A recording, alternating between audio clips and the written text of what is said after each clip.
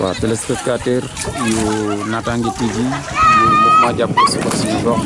téléspectatrice ni ngeen gisee nii la jigéen Saloum yi di daane seen doole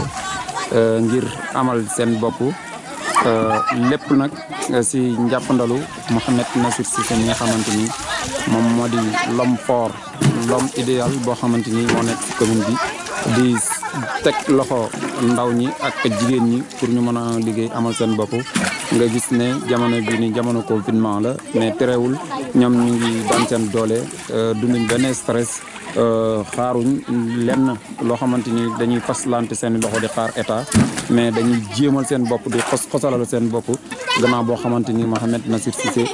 teg na leen loxo indil leen ay jumtukaay yoo xamante ni dina leen permettre ñu mën a génn seen néeg yi génn si chômage bi génn si garam place yi ngir mën a liggéey amal seen bopp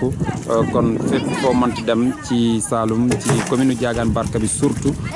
village par village boo ci mënti dem rek Mouhamed Nassir Cissé jëf na fi jëf ju ni mel kon ñu ngi leen di jaajëfal suñu mbokk téléspectateur ak téléspectatrice yu Natangué TV ak yu jàpp suqal suñu gox